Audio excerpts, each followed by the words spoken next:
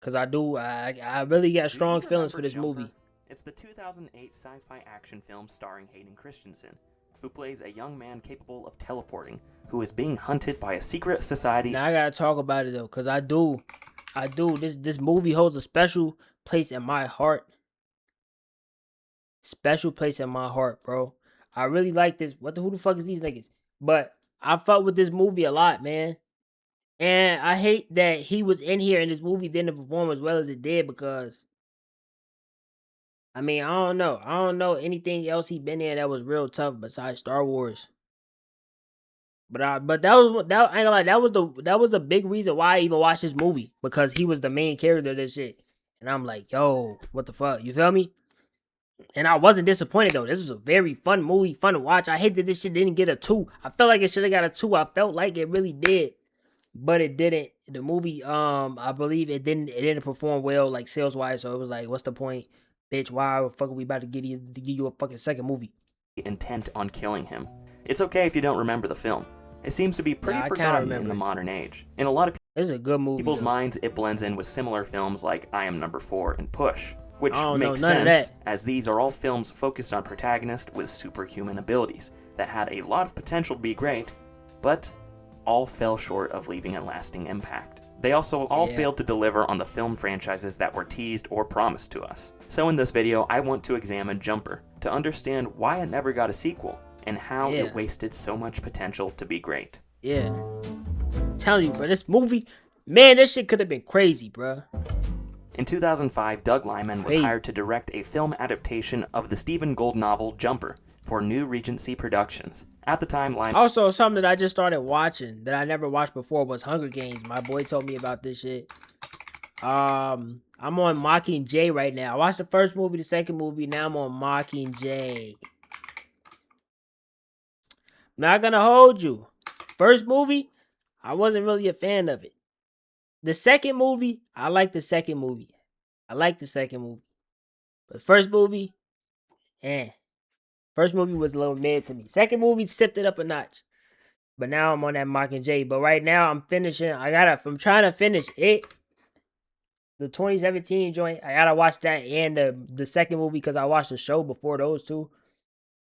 So I gotta know. I gotta know shit. But yeah. Liman was probably most well known for directing The Bourne Identity and Mr. and Mrs. Smith. Although years later he would also direct Edge of Tomorrow. Oh, I remember Edge of Tomorrow. I don't know. It was that every time he died, it reset it.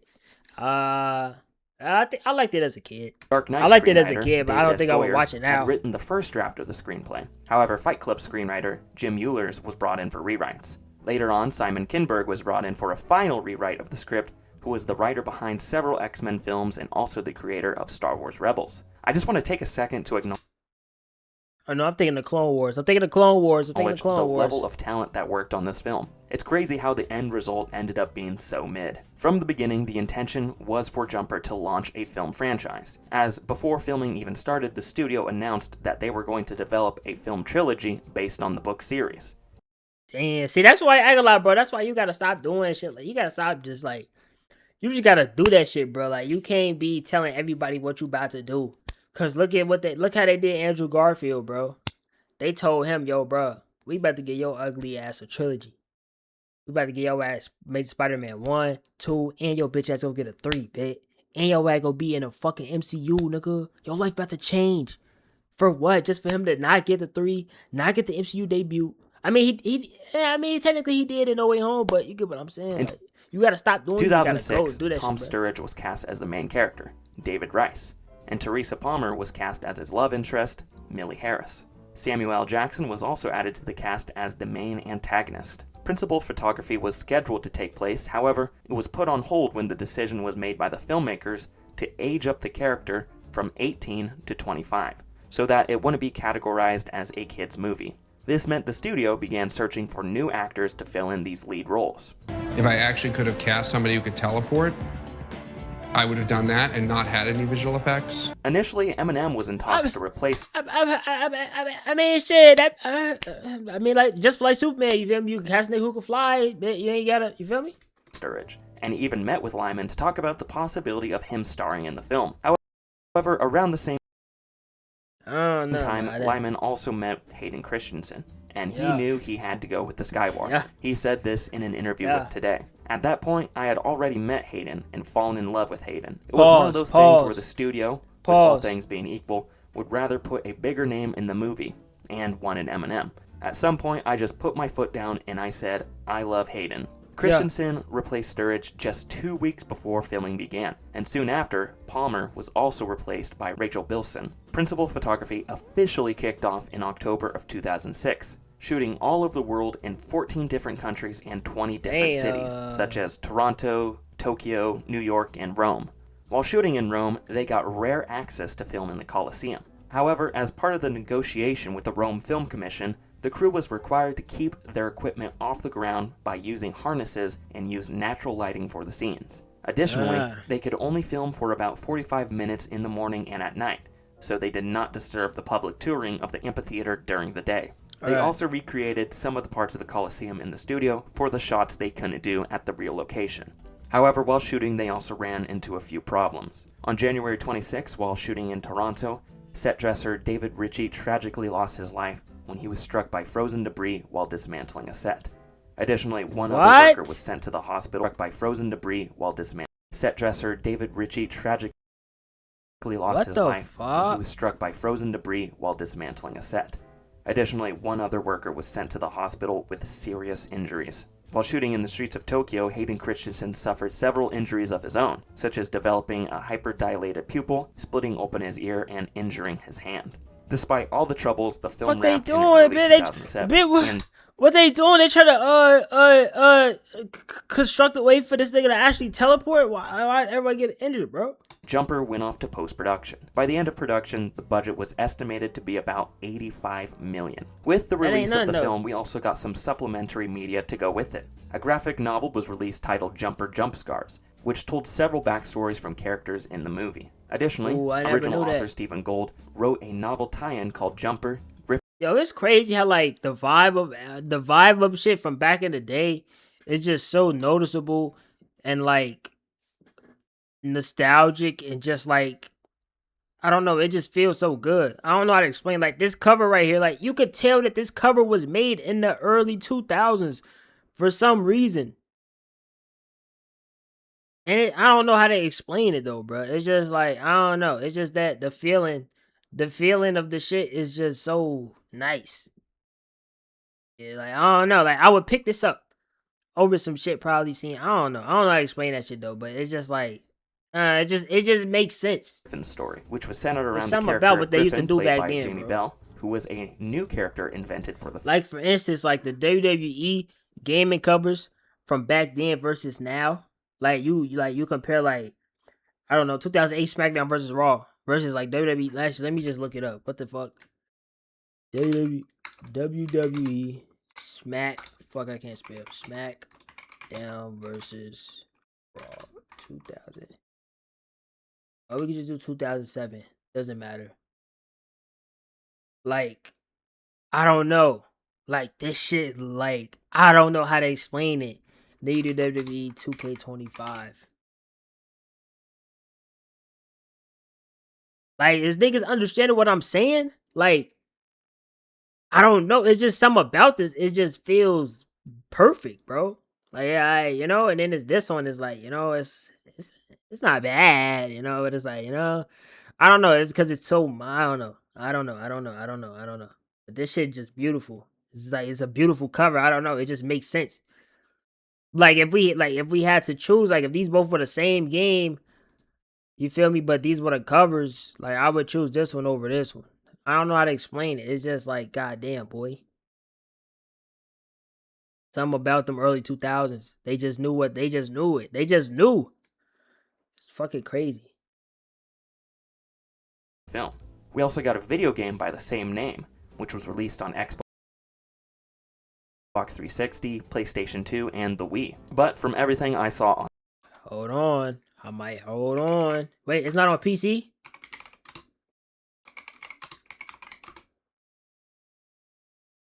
Jumper Griffin story. This shit got 3.9 out of 10. Hold on, let me see. Can I find it? Let me go to Oh yeah, we probably go play Infamous too. I forget about that. What is it called? Griffiths. Is it on? What is it on? PlayStation 2, 360. Damn, PlayStation 2. Let me see. Jumper Griffith. I keep saying Griffith. Griffin. Nah, I'm not seeing it on the site. Oh, it is here. Oh, we could play it. Oh shit, I see it. It's right here. Jumper Griffin story. Okay, we're probably gonna play that tomorrow. Let me see what will happen if I download it.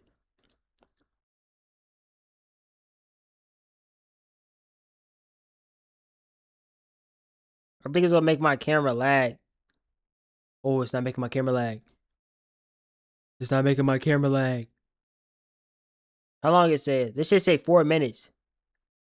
Fuck it. We go see how the game coming. I'm gonna download it. It's not making my camera lag, so I can download it. Online, the video game looked pretty ass.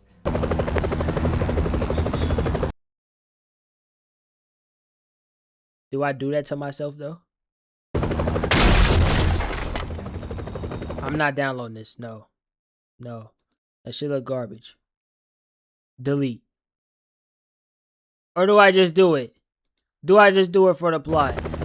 Jumper debuted at #1 in the box office on February it's not worth 14th it. of 2008. Shit For game. an opening weekend Probably gonna gross hop of on Infamous 27 though or million. Hades. In the US, it made 80 million, and overseas, it made 144 I feel like that's good. million, for a total worldwide gross of 225 They spent million. 85 for the Although the film movie. made money, it received some pretty negative reviews. It currently has a 15% critic and a 44% audience score on Rotten Tomatoes, It does. with a lot of the criticism pointed at the rush narrative and underdeveloped characters. But regardless, the film made money. And at the end of the day, that's all studios really care about. So why didn't the movie get the trilogy that was originally planned?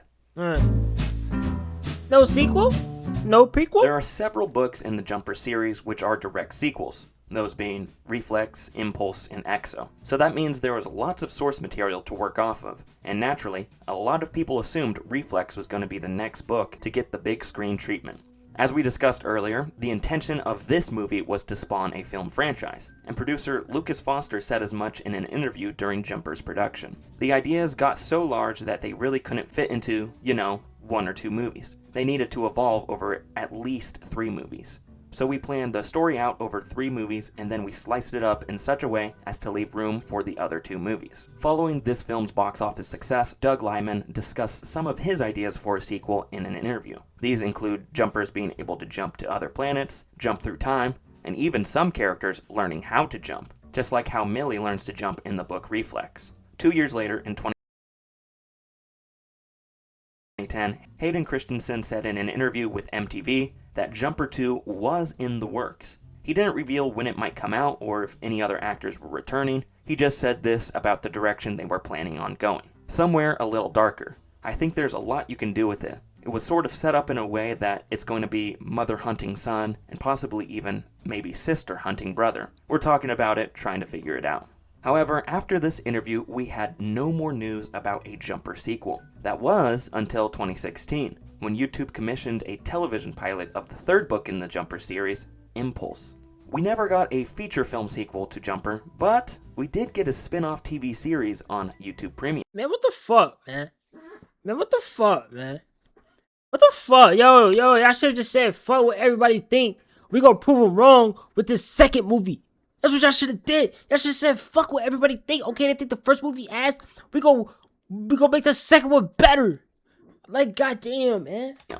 Just like the 2008 movie, it was a very, very loose adaptation of the book it was based on. Lyman did serve as a producer of the series, and even directed the pilot episode. The series ran for 2 seasons until it was canceled in 2020. Lyman stated he decided to focus on the TV series instead of a proper Jumper sequel because he wanted to do what he wasn't able to do in the film.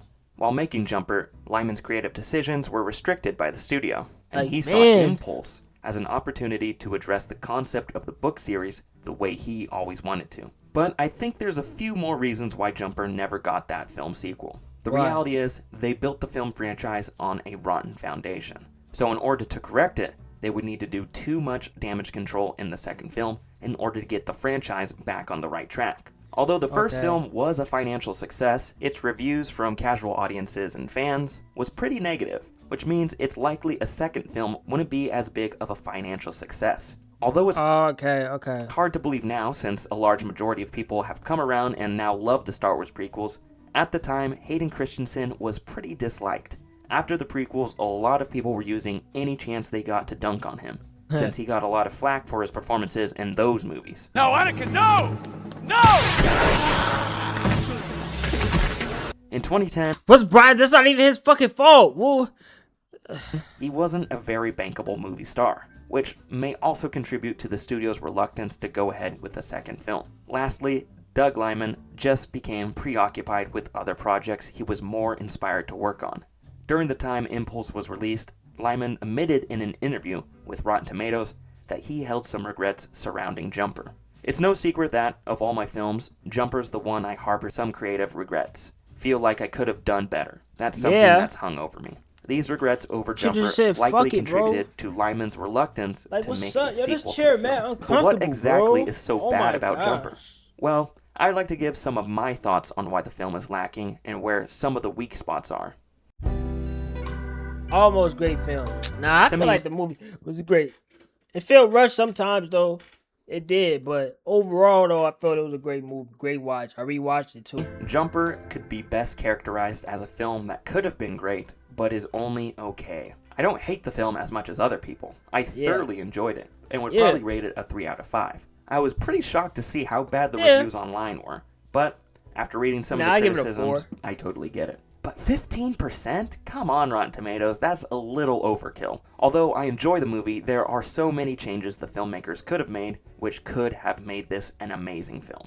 First off, this film has a lot of differences from the book. Pretty much the entire plot is different, which I know angered a lot of fans of the original novel. But we're not here to talk about the differences between pages. I don't really get the point of that. I feel like if you go make a movie on the book, but you're not gonna go by the book, you might as well just make that shit like in a fucking other timeline or like way across the world from the book instead of saying like this is from the book. That shit's stupid. And screen.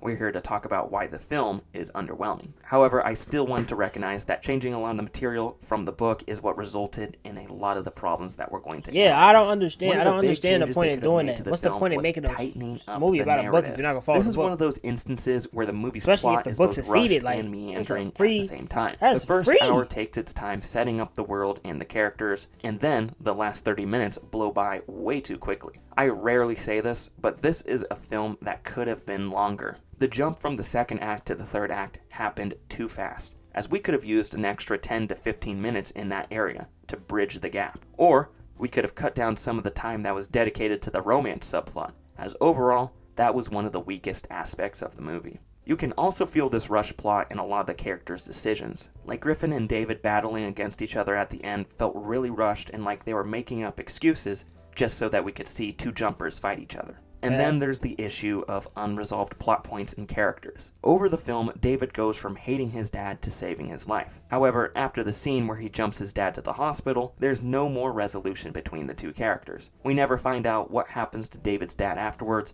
and they don't get a chance to talk face to face again, which I think was a huge missed opportunity. Additionally, after Griffin gets I caught up can't in lie the though, the jumping shit is hard though, bro. was The a way they huge just missed that shit opportunity. just hard. Additionally, bro. after Griffin gets caught up I in the don't power care. lines, we don't get any more scenes with him or even a clue to what might have happened to him. He is one of the main characters in the movie, and we don't even get to see what happens to him after he gets caught up in the power lines. I get that they may have been leaving this open to explore in a potential sequel, but we could have at least got a proper end to his story in this movie, instead of just banking on the next movie to wrap it up. The filmmakers really should have tied up these loose ends, but they were left wide open and hindered this movie from feeling fully realized. The whole climax of the film was pretty underwhelming, even though I did like a lot of the action. It was pretty damn cool. But I thought David's character arc was kind of lacking. Yes, he completed the arc of not running from his problems, but there was the whole aspect of him using his powers for good that was never really completed. Like in the beginning of the film, we get a scene of him watching TV, of people stranded and needing help during a flood. But he chooses not to help. And then there's the dialogue Roland had about how jumpers always turn evil and are only self-serving. I totally thought this was planting the seeds that he was going to use his powers for good rather than selfish reasons. But The only good he uses his powers for is for saving his girlfriend. Man, shit, shit, niggas ain't Superman, ho. Like, he get hit with a bullet, shit, he fried, bro. I'm just saying, like, shit, he a regular, okay, yeah, he could jump, like, teleport, whatever, bro. But shit, let a nigga catch him off guard. They hit him with a bullet. He cooked. Just saying. He a for the hoes type of nigga. You gotta respect that, bro. I'm same way. Shit. What? I just wanted a little more from that arc. The jumpers in this movie also run into what I like to call the Flash problem. This is when a character has an ability that is so overpowered that the writers have to bend over backwards. Yeah, that shit, cause like, in order to I ain't gonna lie, that shit be, cause he could easily kill get niggas out the way. Easily get a nigga out the way. But I get it, it's for the movie and shit, but... manufacture conflict. You see this happen all the time when people write for the Flash. Or really, any superhero or villain with crazy powers. And you see it on full display in this movie with the jumpers. The writers always have to force the characters to make stupid decisions or come up with BS reasons why they can't solve a problem right away. The last thing that I wanted to comment on that was a huge missed opportunity in this film was the main antagonist, Roland.